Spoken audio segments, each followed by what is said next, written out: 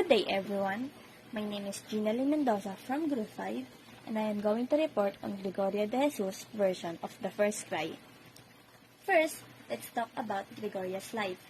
She was born in Caloocan, Philippines on May 9, 1875 and she was one of the 4 children of Nicolas de Jesus and Baltazara Alvarez Francisco. Her father was a native of Caloocan, a master mason and carpenter by occupation, and a government official during the Spanish regime, having been second lieutenant, chief lieutenant, and later became a gobernadorcillo of the town. And her mother, a native of Noveleta, Cavite, was a nephew of General Mariano Alvarez.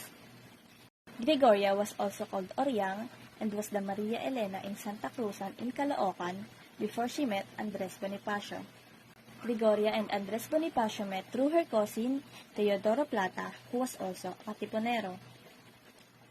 Oriang was sworn into the Katipunan and given the name Lacambini shortly after marrying Andres Bonifacio in March 1893. And as the Supremo's wife, she was entrusted to keep the society seal and secret list of recruits and supporters of the Katipunan. When the Katipunan was discovered, Gregoria and Bonifacio immediately returned to Caloocan. Andres Bonifacio and other Katipuneros departed the town after a few days. It was then that the uprising began on August 25, 1896, with the first cry of freedom. While Oriang was with her parents, she found out through her friends that the Spanish were going to arrest her, so she promptly departed the town to escape, sneaking through the rice fields to La Loma to return to Manila. She was seeking help while she was escaping, but in every place where she attempted to seek assistance, she was driven away because they were afraid for their own lives. Later on, she learned that the people living in the houses she had visited had been apprehended and severely punished, and some were even exiled.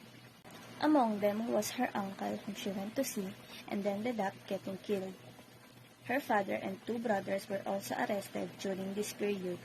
Her wanderings continued until she reached Lico Street, now Solar, and went to her uncle's house, Simplicio de Jesus. But because it was near a police station, she left after 5 hours.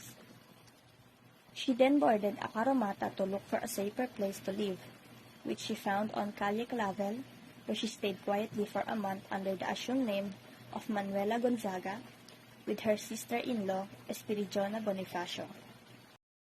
As a member of the Katipunan, she headed for the mountains on November 1, 1896, heeding the cry of the motherland, and met Andres Bonifacio in San Francisco del Monte. They traveled to Balara, the Katipunan's headquarters, located between the towns of Caloocan and Marikina, from where they entered the province of Cavite.